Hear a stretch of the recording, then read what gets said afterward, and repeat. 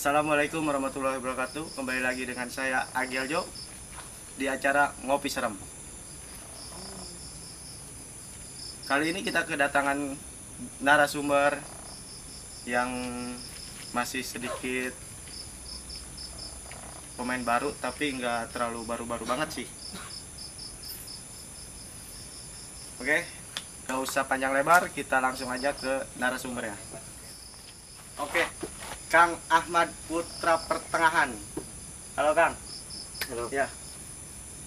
Kalau boleh tahu mau cerita apa nih Kang?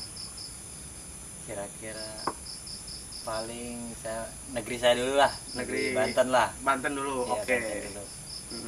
Kalau boleh tahu di gunung mana Kang? Di Gunung Asepan, Gunung Asepan dekat Pulau Sari. dekat antara Pulau Sari sama Gunung Karang pertengahan dia. Itu ada cerita mistis apa aja nih Kang? Kalau di Gunung Asepan banyak sih kalau soal mistis-mistis di wilayah Banten itu banyak.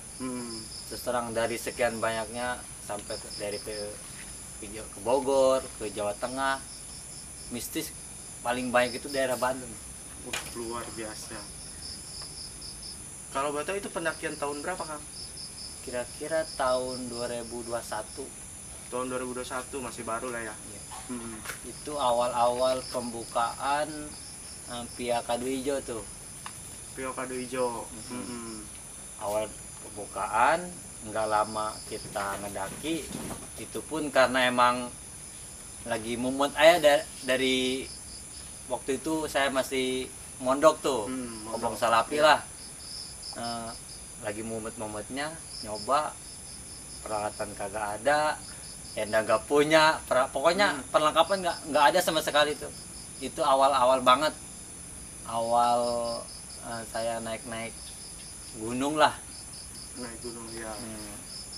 Terus tiba-tiba nggak tahu teman pengen nyoba ke Gunung Asepan, entah emang karena awal dia pengen ke Gunung Karang, terus nemu momen dimana ada Gunung Asepan kan itu waktu itu dia ada ya baru nih, mau nyobain nggak katanya.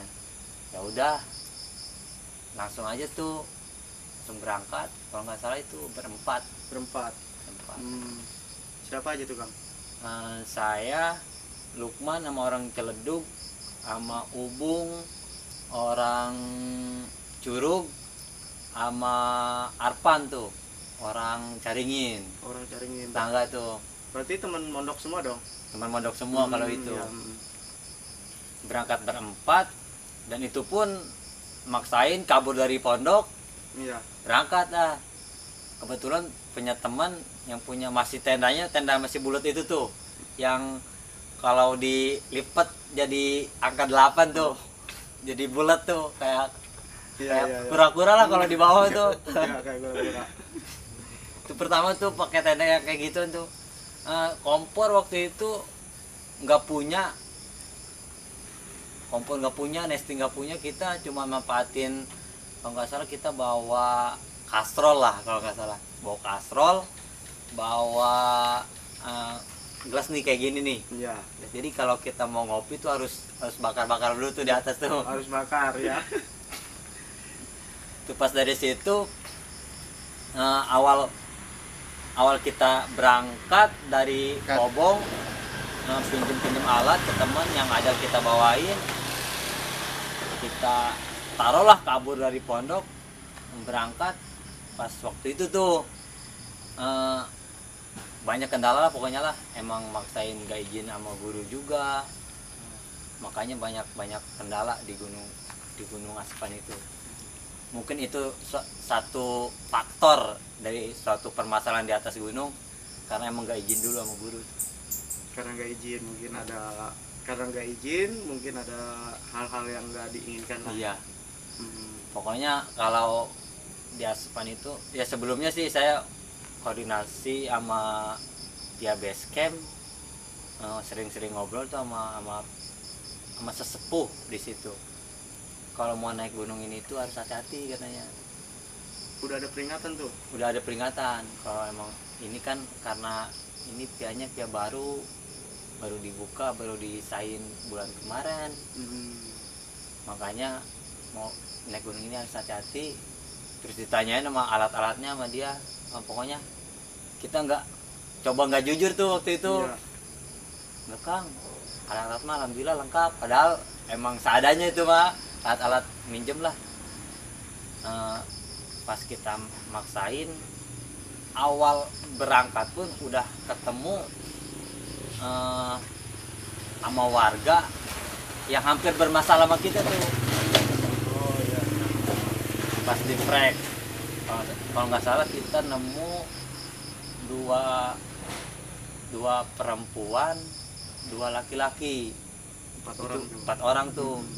Dia kalau nggak salah warga di situ juga. Keluarga di situ. Kita nemu, ngobrol-ngobrol, dia emang keadaan lagi di posisi di curug. Curug emang nggak tinggi-tinggi amat sih, cuman kalau terjun mah kayaknya mati dah kalau Gak terjun mati ya. kalau terjun mah mati. Pas di situ emang nggak tahu kenapa tiba-tiba tidur. Siapanya nih yang tidur?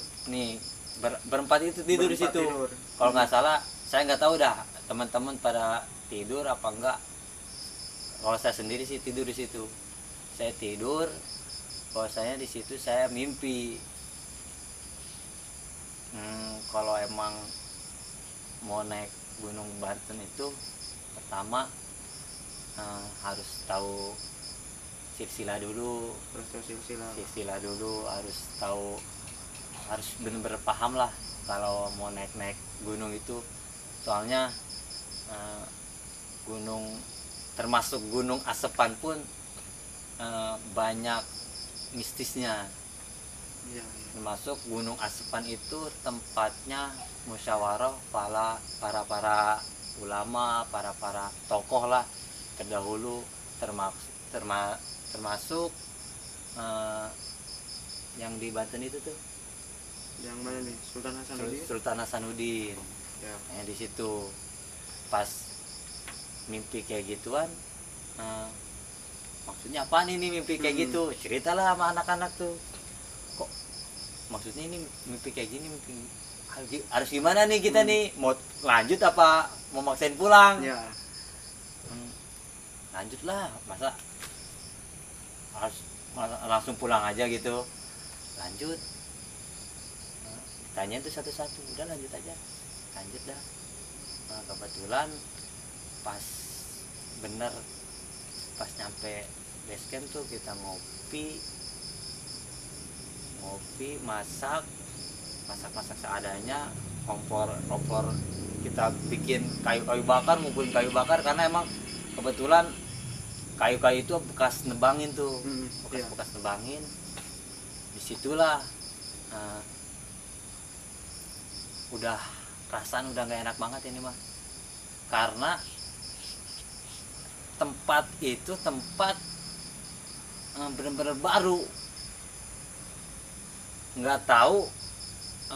Pas kita naik pun itu posisinya juram, pinggirnya bekas longsor. Pokoknya perasaan teman-teman juga mungkin gak mau bilang lah ya, untuk masalah di situ, karena emang serasa sama saya pribadi aja emang benar gunung ini itu udah nggak enak banget. Pengen pulang aja tuh bawaannya, pengen pulang.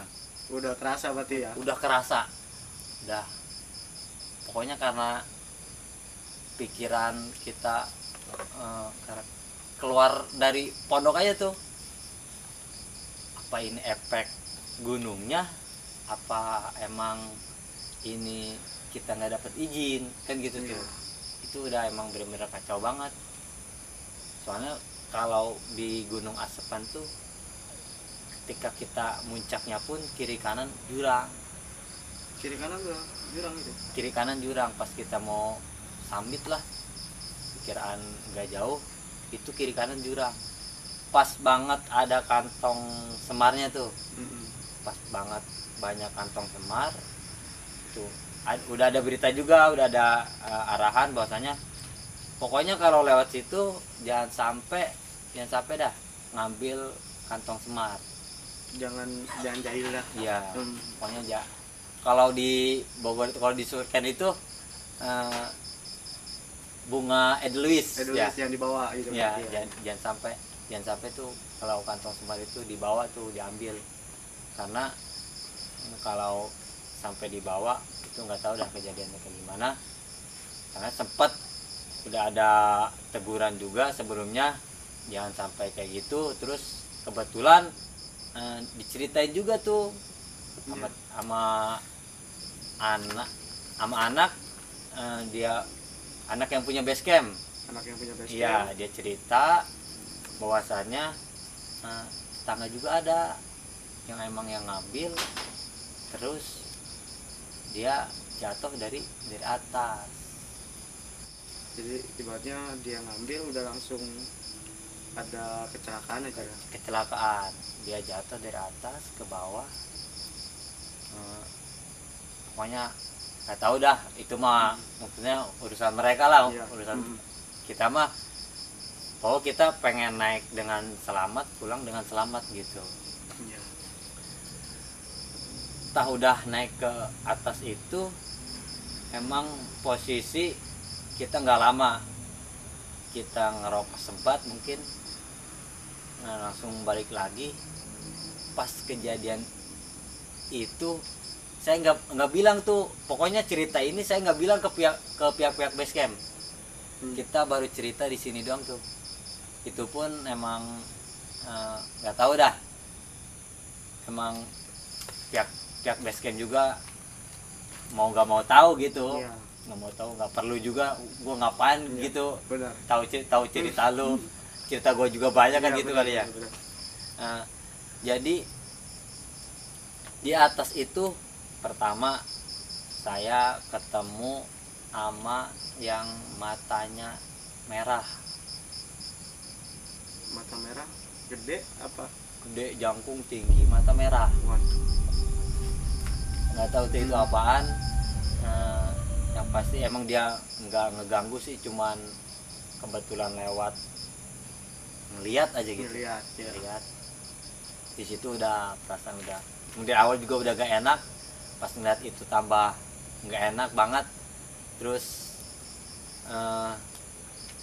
langsung dibawa tidur, pas tidur bangun kirain udah jam 4 jam 5 gitu, udah subuh lah, Udah pagi lah. udah pagi kirain mah, ternyata masih jam 1 tuh. Masih jam 1. Nah itu jam 1 itu bangunin temen tuh, man bangun, nah, temenin gue di depan ngopi, gue takut Iya. ini. Tadi ya udah mang, jangan bilang apa-apa di sini mah, pokoknya setiap kita naik gunung, kata dia, emang dia cukup pengalaman sih kalau naik gunung. Kalau naik gunung itu nggak usah bilang, ntar aja kalau mau bilang di base camp, kata dia gitu. Nah, ya udahlah, nggak jadi ceritanya tuh. Pas jam 1 tiba-tiba, emang nggak, waktu itu nggak lihat jam itu jam 4. Pas jam 1 itu kira-kira jam 1-an lah, itu ngedengar yang lagi ngaji itu kayak jam 4 aja gitu. Udah kayak ada yang mau Ya yang mau subuh. selawatan, yang Iya. subuh itu selawatan, yang mau ngaji gitu. Ngedenger itu tuh, udah mau subuh ini man, mata belum ngantuk aja nih. Biasanya kan subuh tau sendiri. Iya. Subuh suka tidur gitu. Ya kali subuh mang ya, iya. Udah ngobrol lagi, cerita lagi. Pas ngobrol kayak ada yang lewat. Setiap ngobrol tuh, Iya. setiap ngobrol ada yang lewat, kayak ada yang merhatiin banget lah pokoknya obrolan itu selalu dikelilingi yang kayak gitu tuh. Nggak tahu apaan, kita nggak mau tahu juga. Nah yang pasti udah inilah, apa sih, udah pada merinding banget. Udah pada merinding. Itu maksain ke dalam, coba lihat apa emang, dilihat tuh sama Lukman. Pas dilihat, mang ini baru jam 1 ya ini, terus gimana nih belum ngantuk, udah bikin kopi aja lagi, udah lu aja man yang di depan, gua di dalam tidur dulu.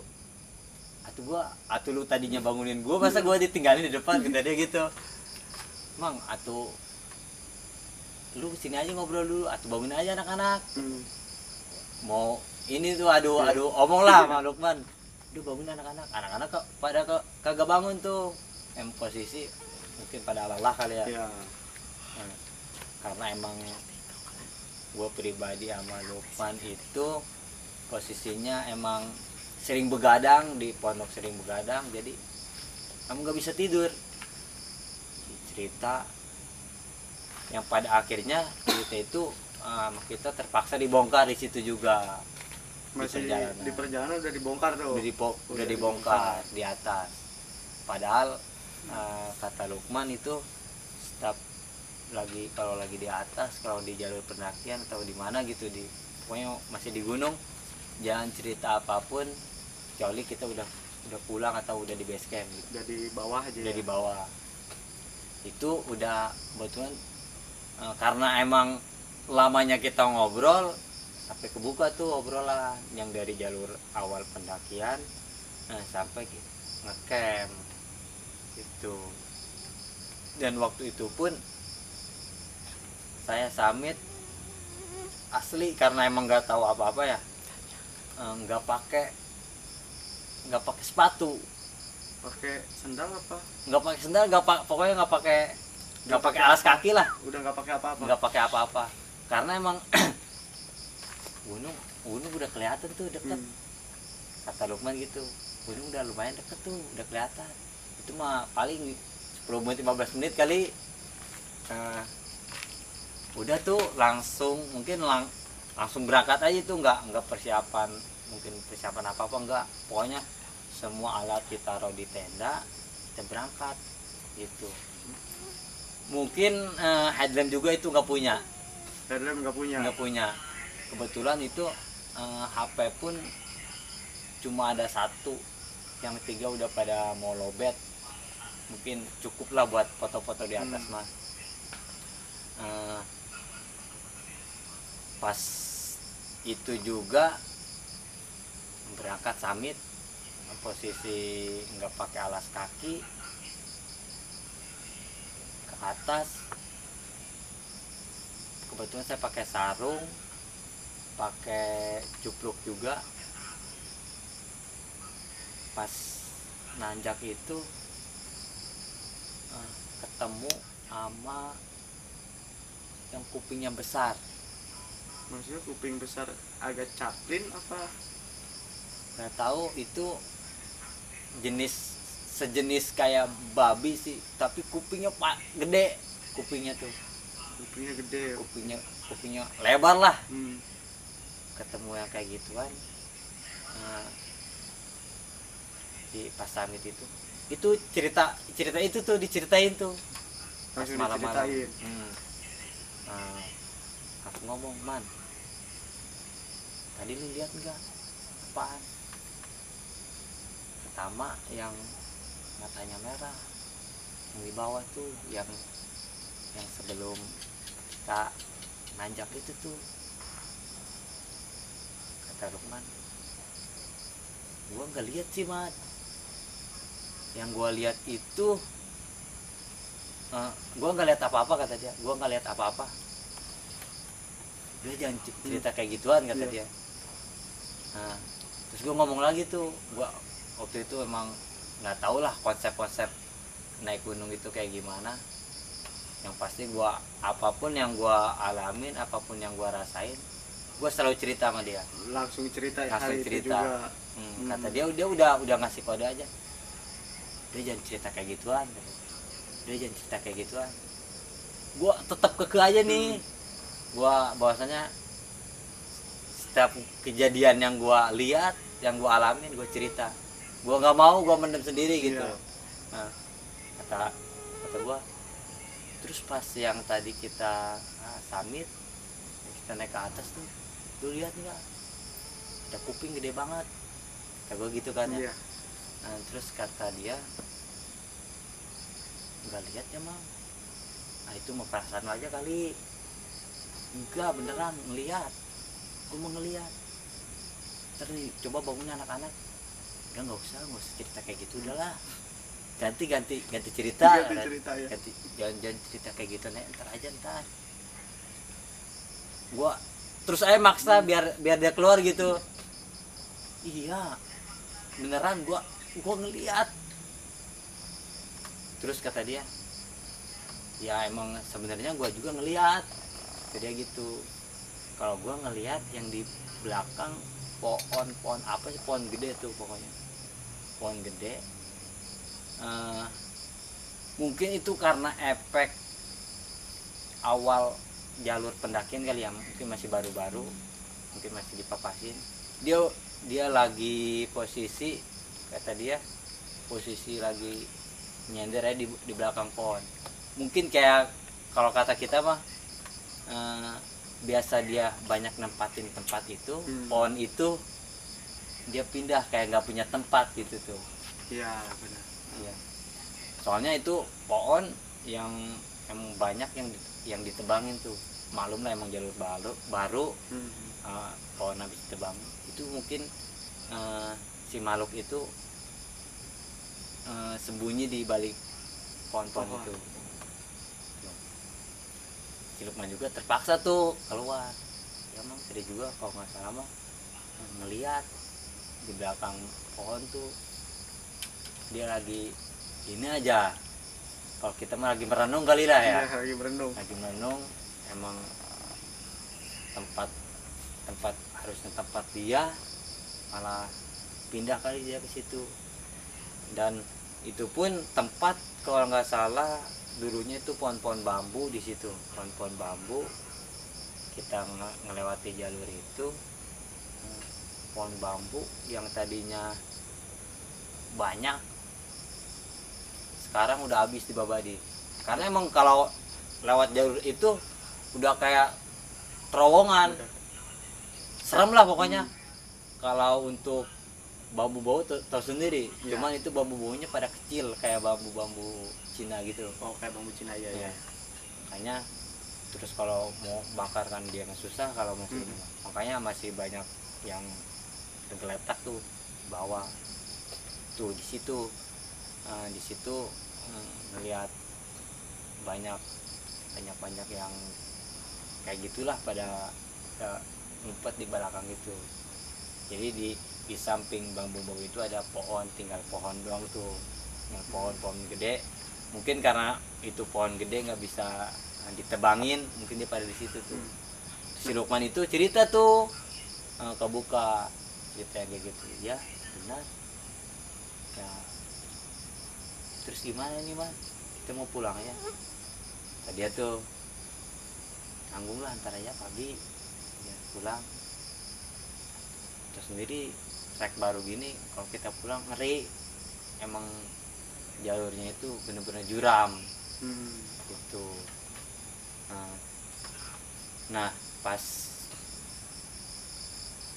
saya sama Lukman itu tuh udah 4 kali ke Aspan, udah 4 kali ke Aspan. Itu pertama kali naik Aspan, yang kedua kali kita sama anak-anak yang lain, sama dia juga. Pokoknya setiap ke Aspan gua sama Lukman. Walaupun sisanya beda-beda lah, beda-beda rekan. Dan masing-masing pun itu masing-masing punya kejadian-kejadian aneh lah kalau misalkan ke Aspan itu.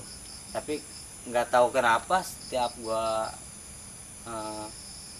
pulang dari Aspan pengennya ke situ lagi, ke Aspan lagi gitu. Pengen ke situ lagi. Padahal emang sering banget nemu kejadian-kejadian aneh.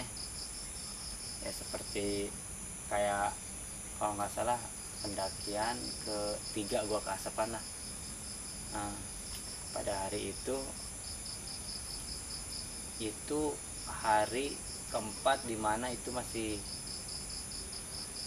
tahlil yang punya base camp, karena itu anaknya meninggal. meninggal Anaknya meninggal, masih tahlil keempat. keempat. Anak yang punya base camp tuh. Hmm. Pas itu nggak diceritain, di atasnya emang nggak diceritain, pas diceritain itu pas pulang, pas kita punya kejadian bahwasanya kita ke situ bawa mobil nggak bisa nanjak tuh. Dari jam, kalau nggak salah dari jam 7-an lah, jam 7-an kita pulang dari atas tuh sampai base camp, pulang dari jam 7 habis isya itu mobil nggak bisa nanjak sampai jam 2, jam 3, jam 1, jam 2 lah, Nggak bisa nanjak ke base camp. nggak bisa nanjak pulang. Nggak bisa nanjak pulang. Karena emang pas mau ke base campnya kita harus turun nanjak dulu tuh, baru ketemu base camp. Ya pas pulang nggak bisa nanjak lah. Iya. Yang terpaksa karena emang pertama kita udah sering ngobrol banyak lah sama warga di situ, sama orang-orang di situ. Kebetulan kita punya nomor kontaknya juga, telepon ke teman lah. Iya. Telepon, bang, tolongin gua bang, gua mobil gua mogok. Mau kenapa? Ini nggak bisa nanjak. Ntar kata dia, emang posisi warga juga lagi ngadain acara tuh, nggak tahu itu acara apaan kali, pokoknya lagi sekampung itu lagi pada sepi lah, pada ngumpul di situ semua. Ntar man lagi ada acara dulu, terus kita dulu, yang satu datang tuh teman tuh, temennya dia, udah ntar ada yang di situ, gua mah lagi ada acara sama keluarga, paling ada yang nemenin satu orang tuh ke situ, temenin satu orang. Terus karena dia juga bingung mau bantuin gimana, ntar aja lah, udah lu pada ke rumah gua aja dulu, pada ngopi-ngopi dulu, itu kata dia tuh. Pas udah beres acara, ngebantuin tuh ke situ semua. Disitulah cerita bahwasanya emang pihak base camp itu lagi kena musibah. Itu hari keempatnya masih dalam posisi tahlilan di situ. Kebetulan itu anaknya meninggal karena emang jatuh dari aspan tuh, jatuh dari aspan. Karena dia nggak nyebutin ngomong-ngomong apanya, yang pasti dia ngomong yang gak jelas lah, ngomong-ngomong di atas asepan itu, ngomong-ngomong asal ngomong aja gitu, Frontal lah ya. di atas tuh. Kata dia digigit apa ya, nggak tahu digigit apanya, nggak bilang juga. Pokoknya digigit, ada luka di sebelah kanannya, ya habis digigit jatuh dari bawah tuh, makanya meninggal. Sepan. Terus atuh bang, kenapa nggak bilang kan gitu, kenapa nggak bilang dari awal sebelum kita ngedaki, sebelum kita kesini lah, kan emang kata dia, atuh lu nggak bilang mau naik kesini, kata dia gitu. Gue tadinya mau ini aja bang, cuma mau nganter anak-anak nih yang lagi pengen kaspan. Nah kebetulan dulu mah beda pia sekarang, pia dulu pia Kadoejo, sekarang pia Basemar tuh kebetulan itu ganti pia. Pas waktu itu juga dia cerita banyak tuh, teman cerita banyak warga di situ. Kata dia, ya udah kalau bisa mah jangan dulu kita daki lah ya. Tadi karena emang posisinya lagi kayak gini lah, lagi kacau. Emang Kadoejo juga sempat ditutup, jalur pendakian sempat ditutup. Jalur pendakian Kadoejo ditutup, makanya ganti ke via Basemar.